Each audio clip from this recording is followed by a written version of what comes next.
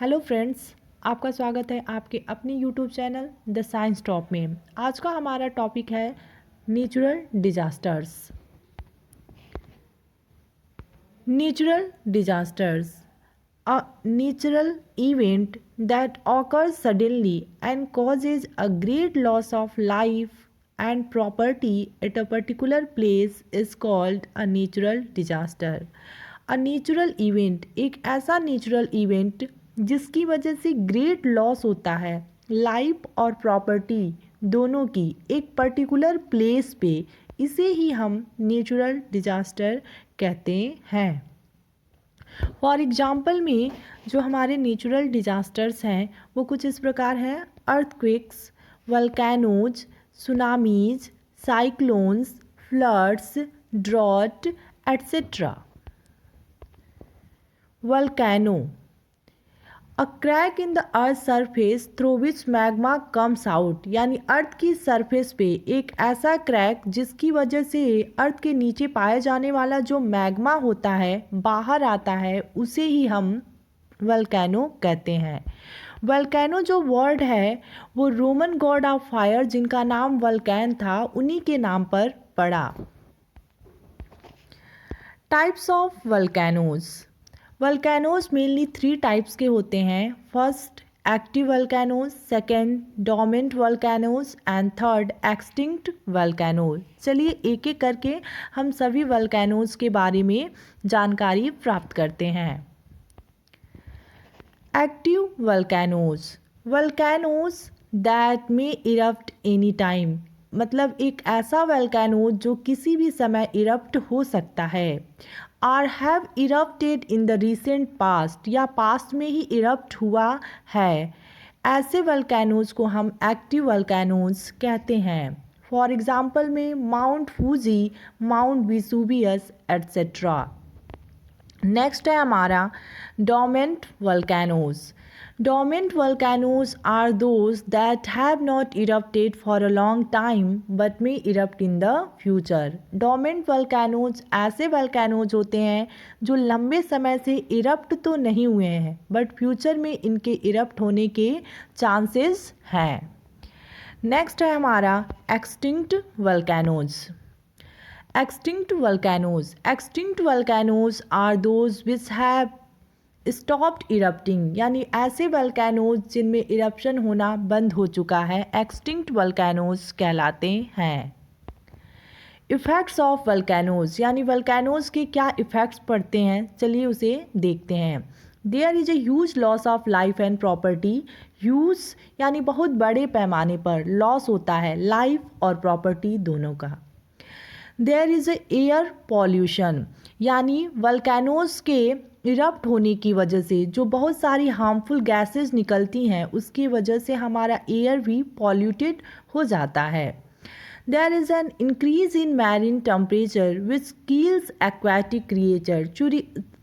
चूँकि मैरिन जो टेम्परेचर होता है वो इंक्रीज होता है, इसलिए जो एक्वाटिक एनिमल्स होते हैं वो भी क्या होते हैं, किल कर जाते हैं, यानी डेड कर जाते हैं। Earthquakes. An earthquake is a sudden shaking or motion of a part of Earth's crust caused by vibrations occurring deep inside the earth। यानी अर्थ के नीचे एक ऐसा वाइब्रेशन जिसकी वजह से अर्थ क्रस्ट में मोशन होने लगे, उसे ही हम अर्थक्वेक कहते हैं। अर्थक्वेक को हम एक अलग भाषा में ट्रेमर भी बोल सकते हैं, यानी अर्थक्वेक का दूसरा नाम ट्रेमर भी है। Seismograph, an instrument that measures and records all the details about waves of earthquake such as a force and duration, that is called seismograph। Seismograph एक इंस्ट्रूमेंट होता है जिसकी वजह से हम अर्थक्वेक्स का फोर्स और ड्यूरेशन माप सकते हैं, इसी इंस्ट्रूमेंट को हम सिस्मोग्राफ कहते हैं। Seismologist, people who study earthquakes are called seismologist, यानी वे लोग जो अर्थक्वेक से रिलेटेड स्टडी करते हैं उन्हें हम सिस्मोलॉजिस्ट कहते हैं। Richter scale. The intensity of an earthquake is measured by Richter scale. It was invented by Charles Richter. Intensity जो होती है अर्थक्वेक की वो रिक्टर स्केल पे मापा जाता है और इसकी खोज चार्ल्स रिक्टर ने किया था. Effects of earthquakes. Earthquakes can cause complete destruction of livestock, houses, building, etc. Earthquakes की वजह से complete destruction होता है लाइफ का, livestock, houses और buildings के. Dams and bridges may be destroyed. Dams और ब्रिज भी destroy हो जाते हैं. Earthquakes can give rise to other disasters like landslides, tsunamis. Earthquake की वजह से दूसरे भी disasters हो सकते हैं जैसे कि landslides, tsunamis, etc. Floods. When it rains heavily and continuously for several days, the river overflow and submerge the nearby areas. Such condition is called flood.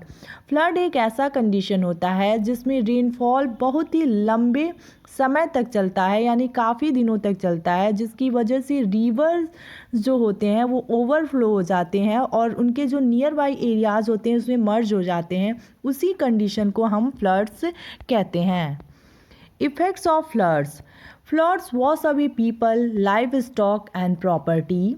Many trees get uprooted and standing crops get submerged. बहुत सारे जो trees होते हैं uprooted हो जाते हैं, standing crops जो होते हैं submerged हो जाते हैं. They can cause diseases like diarrhea, skin diseases etc. Floods की वजह से बहुत सारे disease भी होते हैं जैसे कि diarrhea, skin disease etc.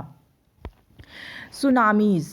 Tsunami is a Japanese word. Su means harbor and nami means wave. Tsunami is caused by earthquakes deep under the sea or by a severe hurricane or cyclone.